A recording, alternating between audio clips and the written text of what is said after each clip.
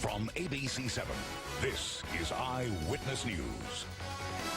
And now major developments in the crisis in Syria. Syria now saying it is ready to turn over its chemical weapons, but this is not a done deal. President Obama called Syria's announcement a positive development, but said the U.S. will continue to prepare for an attack. President will also address the American people tomorrow night. Sudden development broke when Russia's foreign minister seized on a remark made by Secretary of State John Kerry. He said Syria should turn over its arsenal of chemical weapons to the international community. Syria quickly embraced the idea, and tonight the president said he'd halt a U.S. strike, but remained skeptical. I want to make sure that that norm against use of chemical weapons is maintained. That's in our national security interest. If we can do that without a military strike, that is overwhelmingly my preference. President Obama talked about Syria with ABC's Diane Sawyer today.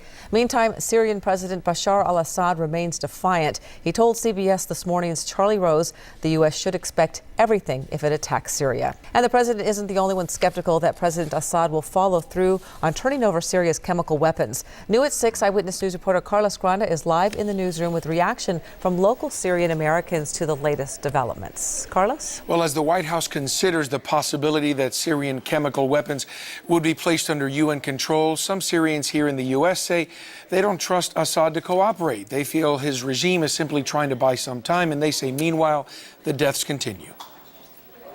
Syria's foreign minister said the country welcomes the Russian proposal to give up any chemical weapons out of concern for the lives of the Syrian people.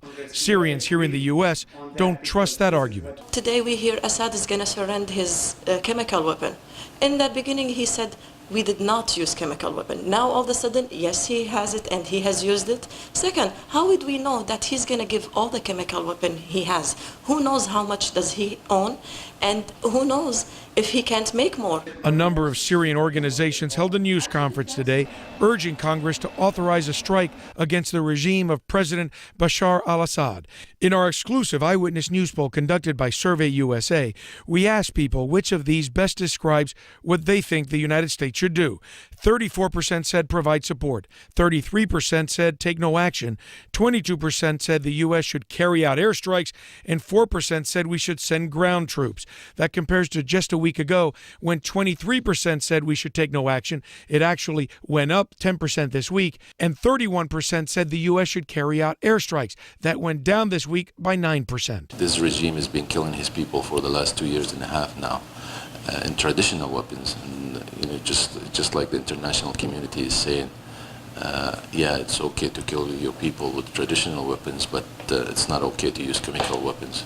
But death is death. Polls show people are concerned about the U.S. possibly getting entangled in another war. Syrian Americans say instability in the Middle East will eventually affect us here at home. When Assad has this chemical weapon, it's going to be in Al-Qaeda's hands next. Don't listen to the regime. They're going to buy more time. The Russian, they're trying to convince now the Congress, okay, well, he's going to surrender all the chemical weapon. This is not going to happen. And the Senate, meanwhile, is delaying a test vote on authorizing U.S. military strikes against Syria. This comes amid increasing opposition by several senators to any military intervention. The vote had been planned for Wednesday. Reporting live from the newsroom, I'm Carlos Granda, ABC 7 Eyewitness News. Thank you, Carlos, and stay with Eyewitness News for continuing coverage of the crisis in Syria. You can see more of Diane Sawyer's interview on World News at 6:30, and for